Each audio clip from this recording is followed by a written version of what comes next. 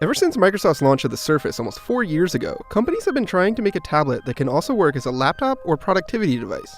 Microsoft is 4 generations in on its attempt, and Apple is now in the game with the iPad Pro. But one of the best executions on this idea is coming from an unlikely place. It's Samsung's Galaxy Tab Pro S. Size up the Tab Pro S against the Surface Pro 4 or the iPad Pro and you find a lot of similarities. 12-inch screen? Check. Thin and light design? Check. Detachable keyboard? Check. Pen support? Check. Big battery? Check. But what really sets the Tab Pro S apart is how all these parts are put together. For starters, the $899 price includes a sleek keyboard case, which isn't included with the Surface or iPad Pro.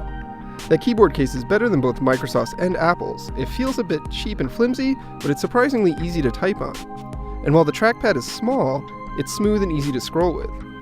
Fold it all up, and it's thinner and more svelte than the iPad Pro or the Microsoft Surface.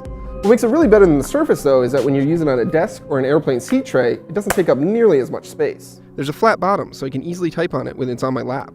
And it doesn't have such a short typing area that it feels like the tablet's going to tip over like the iPad Pro does. The Tab Pro S does other things well too. It has a display that's really bright and vibrant. It's a giant Super AMOLED panel, just like what Samsung uses on its phones.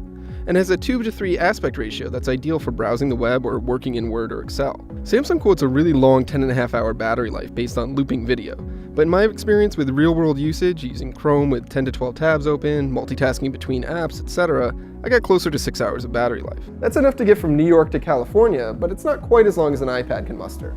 Performance on the Tab Pro S is pretty good. It never gets sluggish or bogged down when you're doing basic tasks. You can't really game on it, and it's not ideal for heavy photo or video editing, but for web browsing and using apps, it works fine. The biggest limitation with it is that it only has 4 GB of RAM. Oftentimes, Chrome tabs would have to reload after just a few minutes away, which is really annoying when I'm trying to multitask. And like any other Windows 10 tablet, the Tab Pro S really isn't that great when you disconnect it from the keyboard case. Its size is too unwieldy for casual reading, and while there are lots of great productivity apps for Windows 10, there aren't nearly as many for casual entertainment. So what the Tab Pro S is a great travel computer for someone who has the luxury of having a more powerful machine at their desk. Unless you're a really light user, it's not an ideal primary computer. It's got a single USB-C port, 4 GB of RAM, and it's a fairly small size. It's pretty limiting. Windows 10 just needs a bit more oomph to spread its wings. So if you're looking for a travel computer that can pretty much go anywhere and get almost anything you need done, the Galaxy Tab Pro S is worth a serious look.